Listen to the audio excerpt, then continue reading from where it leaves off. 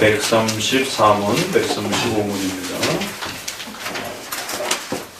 134문, 첫째 돌판의 핵심은 무엇입니까? 하나님의 올바른 영광을 돌리는 방법을 알아주고 있습니다. 135문, 둘째 돌판의 핵심은 무엇입니까? 우리가 우리의 이웃과 더불어서 어떻게 살아야 하며 우리가 그들에게 행해야 할 것이 무엇인지를 알아주고 있습니다.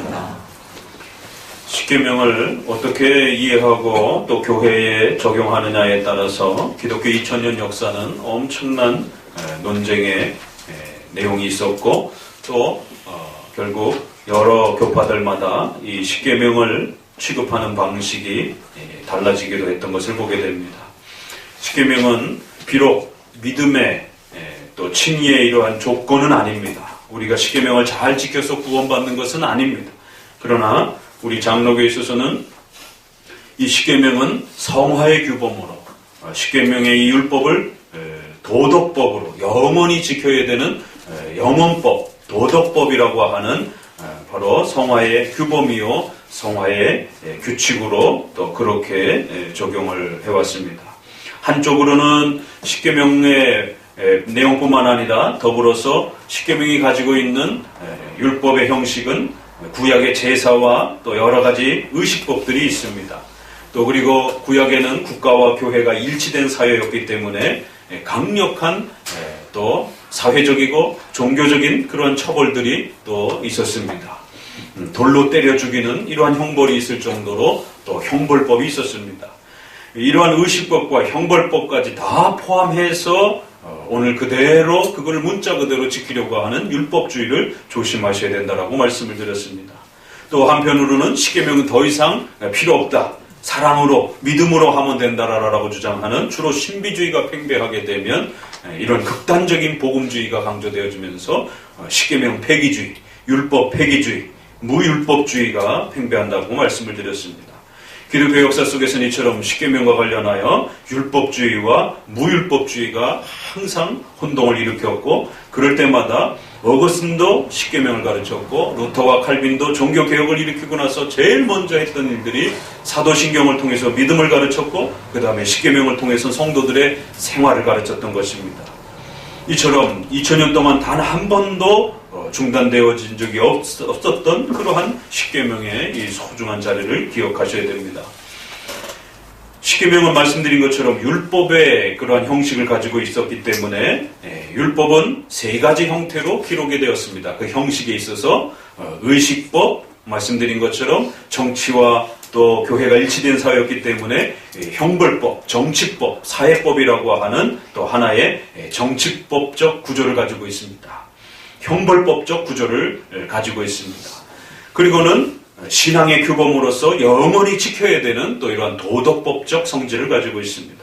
이렇게 율법을 우리가 바라볼 때는 이 세 가지 형식으로 옷이 입혀졌다라고 하는, 기록되어졌다라고 하는 이 사실을 잘 기억하셔야 됩니다. 그래서 로마서에서는 어떤 부분에서는 또 히브리서도 그렇고 율법이 폐지되었다라고 이렇게 말하는 것이에요.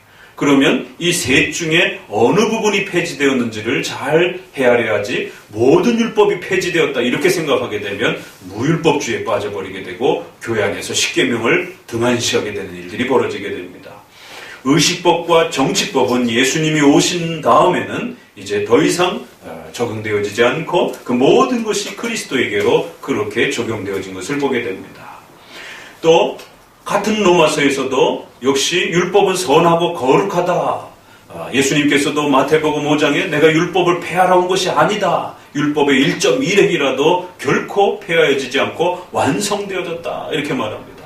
그럴 때 말하는 것은 바로 도덕법적인 영원히 십계명은 우리 성도들의 삶의 규범으로 도덕법적인 그런 성질을 또 중단되지 않는 그러한 또 도덕법의 성질을 이야기하는 것입니다. 자, 이렇게 세 가지 형식으로 기록된 율법이기 때문에 신약에도 율법이 있는 거고 구약에도 율법이 있는 것입니다. 구약은 율법이고 신약은 복음이라고 이렇게 이분법적으로 생각하는 해석은 그것은 우리 것이 아닙니다. 그건 정통 기독교의 입장이 아니고 결국 구약을 버리게 되는 그렇게 되면 예수님만 강조하는, 신약만 강조하는 형태가 되어버리고 무율법주의에 또다시 빠져버리게 됩니다. 그래서 구약에도 복음이 있고 율법이 있는 것이고, 신약에도 예수님과 관련된 복음의 내용이 있는 것이고, 또 그 신자들이 어떻게 살아야 되는지에 대한 생활과 관련돼서 십계명이 또 있는 것입니다. 신구약 전체 안에 이처럼 율법과 복음이 서로 조화를 이루고 있습니다. 이제 그 율법은 성도들 안에, 교회 안에 가르쳐질 때에 3가지 정도의 용도와 기능을 가지고 있습니다. 이처럼 우리의 선조들은 이 율법의 다양한 형식과 다양한 쓰임새를 잘 이해하고 정리해 준 것입니다. 3가지 형식으로 기록이 되어 있고 3가지 형태로 쓰여집니다. 첫 번째는 십계명의 엄격한 규범들을 통하여 우리가 죄인이라는 사실을 깨닫게 합니다. 나 외에는 다른 신을 두지 말라. 하나님 믿지 않는 게 죄라는 것이에요. 주의 성수를 거룩하게 하라. 주의 지키지 않는 것이 죄라는 것입니다. 이처럼 십계명은 엄격한 하나님의 뜻을 우리에게 가르쳐주면서 그 말씀에 순종하지 않는 우리 인간의 죄를 정죄하는 율법의 정죄 기능이 있는 것입니다. 그래서 그 무서운 정죄로부터 피하여 예수 그리스도의 보혈의 피를 의지하고 나아갈 수 있도록 그리스도께로 인도하는 바로 정죄의 기능이 있습니다. 두 번째는 신자들이 아닌 불신자들의 마음속에도 십계명의 기본 원칙들이 양심의 법이라고 하는 형태로 심겨져 있습니다. 살인하지 말라. 그것은 불신자들의 마음속에도 양심 속에 세워져 있는 것이. 그래서 인간의 죄를 억제케 하고 죄가 더 이상 퍼지지 않도록, 더 과격하게 퍼지지 않도록 그 죄를 억제해 하시는 그러한 양심의 기능, 죄를 억제케 하는 기능. 두 번째 그런 쓰임새가 있습니다. 그리고 세 번째는 우리 성도들에게 성화의 규범으로, 비록 구원의 조건은 아닐지라도 성화의 규범으로 쓰여지게 되는 율법의 세 번째 용도라고 하는 성화의 규범으로 쓰여지기도 합니다. 이처럼 로마서에서 율법이 폐하여졌다라고 했을 때는 율법의 정죄 기능이 기독교인들에게 폐하여진 것입니다. 그리고 율법은 선하고 1.1획도 변함없이 완전하다라고 했을 때는 성도들에게 성화의 규범으로서 또 그렇게 말하는 것입니다. 이처럼 율법이라고 하는 다양한 형식과 다양한 쓰임새가 있기 때문에 어떤 의도로 그 문맥에서 말하고 있는지를 잘 헤아리지 않는다라면 어떤 본문에서는 율법이 폐하해졌다라고 말하고 어떤 본문에서는 율법이 여전히 우리에게 적용되어진다라고 이렇게 표현하기도 하는 것입니다. 자, 이처럼 율법의 형식과 쓰임새를 잘 이해하면서 이제 십계명으로 들어가는 것입니다. 그러면 십계명은 크게 둘로 하나님과 직접적으로 관련되어 있는 1부터 4계명이 있고 크리스천들의 윤리와 관련된 생활과 관련된 5부터 10번째 계명이 있는 것입니다. 기억해 볼까요? 이건 반드시 요약 형태로라도 외우셔야 됩니다. 어떻게 살아가는 것이 하나님의 뜻인지, 하나님이 기뻐하시는 뜻이 무엇인지를 반드시 우리 삶의 기준으로 삼으셔야 됩니다. 첫 번째, 하나님만을 섬기라. 그 긴 구절을 못 외우시면 요약 형태로라도 외우세요. 하나님만을 섬겨야 된다. 두 번째, 우상 숭배하지 말라. 하나님을 그림이나 조각이라든가 여러 가지 그런 형상으로 나타내지 말라라는 것이.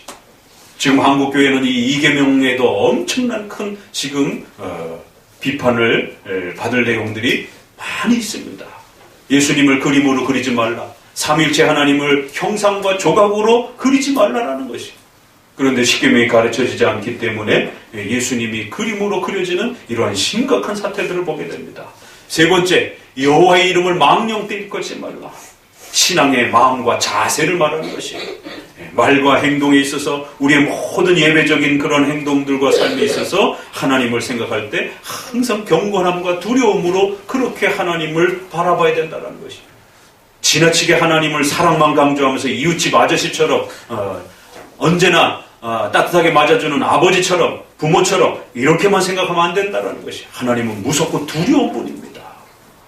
십자가에 피 흘리시면서까지 우리를 사랑해 주시는 분이기도 하지만 하나님은 그 십자가에 우리의 죄를 결코 그냥 용서할 수 없기 때문에 반드시 죄값을 요구할 정도로 하나님은 무섭고 두려운 분이에요. 심판자라는 사실을 명심하셔야 됩니다. 그래서 항상 여호와의 이름을 망령되이 일컫지 않도록. 네 번째, 주일을 성수하라는 것. 주의를 지키라는 것. 생활과 관련해서는 부모를 공경하라는 것. 부모는 단지 육신의 부모뿐만 아니라 국가의 윗사람, 직장에서의 윗사람, 교회에서의 윗사람, 모든 윗사람과 아랫사람의 책임과 의무를 지키라고 하는 그러한 질서 명령을 합니다. 부모를 공경하라. 6계명은 살인하지 말라. 7계명은 간음하지 말라. 8계명은 도적질하지 말라. 9계명은 거짓말하지 말라. 10번째는 탐욕하지 말라. 간단하게라도 외워야 되고 잊어버리지 말아셔야 됩니다. 이처럼 앞부분 4개는 직접적으로 보다 더 하나님과 관련된 내용으로 그렇게 구성이 되어서 하나님께 올바로 영광을 돌리는 방법을 우리에게 가르쳐주는 내용을 구성하고 있습니다. 그리고 둘째 돌파는 이웃과 더불어 우리가 어떻게 살아가는 것이 하나님의 뜻인지 또 중요한 규범들을 가르치고 있습니다. 그러나 단지 이웃과의 도덕적인 그러한 편안한 선한 생활만을 가르치는 것이 아니라 그런 내용들이라면 불교에도 있고 유교에도 있고 살인하지 말라라고 단순하게 도덕적인 것만 말한다라면 타종교에도 있고 또 일반 철학에도 있습니다.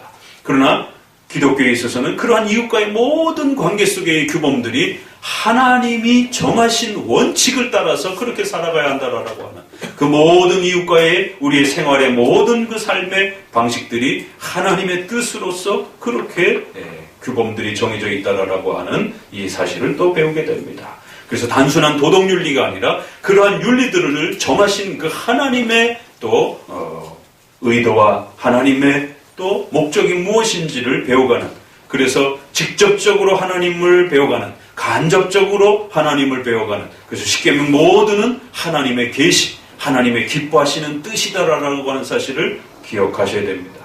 이처럼 신앙과 또 윤리에 대한 또 이런 부분으로 십계명이 그렇게 구성되어 있기도 하고, 또 이 두 주제는 성경 전체를 해석하는 하나님과 직접적으로 하나님의 영광을 우리가 바라보는 그런 내용들, 그래서 좀 더 신앙적인 그런 직접적인 내용들, 그리고 또 5계명부터 나머지 부분들은 우리의 생활과 삶과 관련된 국가와 직장과 가정과 사회 전체를 더불어서 하나님이 원하시고 기뻐하시는 그러한 뜻을 나타내는 중요한 또 내용을 담고 있습니다. 이처럼 두 주제는 성경 전체를 보는 하나의 중요한 틀로서 또 이렇게 지난 500년 동안 교회가 가르쳐왔고, 또 이것은 소유문답에도 그대로 또 십계명 설명에 이어져 갑니다. 그래서 하나님을 영화롭게 하는 것, 또 그 다음에 하나님이 우리의 삶에 원하시는 뜻, 이렇게 신앙과 윤리의 두 구조로 성경 전체를 이렇게 바라보아야 한다라고 또 이렇게 그 핵심을 잘 우리에게 소개해주고 있습니다. 기도하도록 합니다.